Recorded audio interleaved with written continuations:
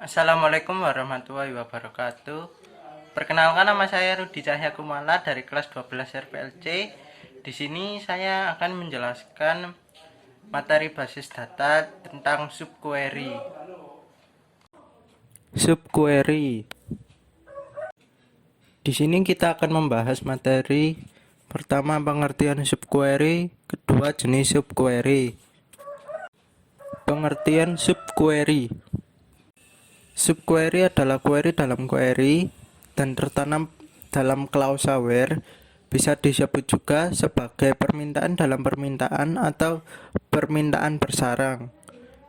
Subquery digunakan untuk mengambil data yang akan digunakan dalam query utama sebagai syarat untuk lebih membatasi data yang akan diambil.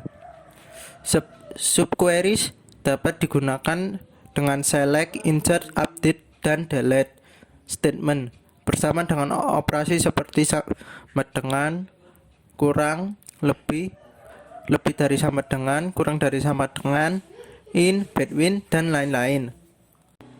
Jenis-jenis subquery.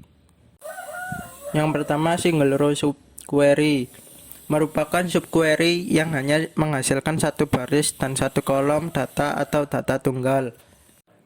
Kedua, multi row subquery menghasilkan lebih dari satu row tanda pembanding. Yang digunakan multi row subquery adalah tanda banding jamak, yaitu in, any, dan all. Multi column subquery. Multi column subquery adalah subquery yang menghasilkan lebih dari satu kolom. Biasa disebut juga pairwise subquery. Jumlah dan posisi kolom atau outer query yang akan dibandingkan harus sama dengan jumlah dan posisi kolom pada subquery. Setiap row pada outer query dibandingkan dengan nilai dari multiple row atau multiple kolom. Pada subquery, penghubung yang digunakan biasanya in.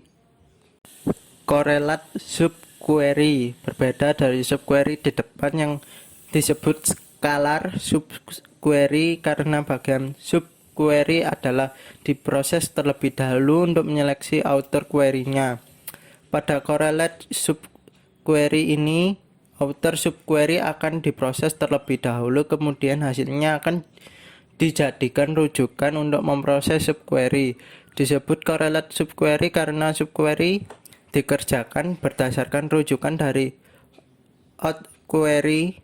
Pendefinisian korelasi antara outer query dan subquery dilakukan pada klausa where di subquery. Pada correlate subquery akan dikerjakan sebanyak jumlah baris di out query. Yang kelima, inline view merupakan cara untuk mengumpulkan data yang akan dianggap oleh query utama sebagai sebuah tabel untuk keperluan pengaksesan query. Contoh sintaks subquery.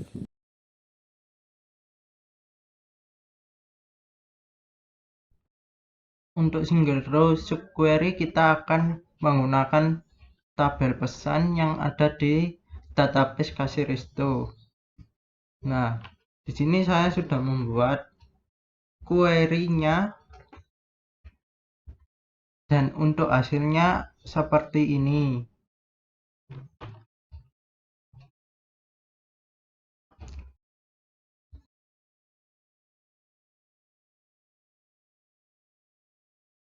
Untuk yang multi row subquery, di sini kita tetap menggunakan tabel pesan dengan menyelek harga minimal 20.000 dari pesan dengan grup menu pesanan, dan ini hasil dari grup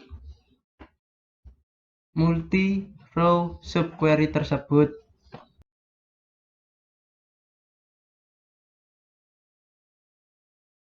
Di sini ada multi kolom subquery. Nah, untuk multi kolom subquery sendiri kita menggunakan menu pesanan dan harga yang di group by dari menu pesanan. Ini contoh query-nya dan ini hasilnya.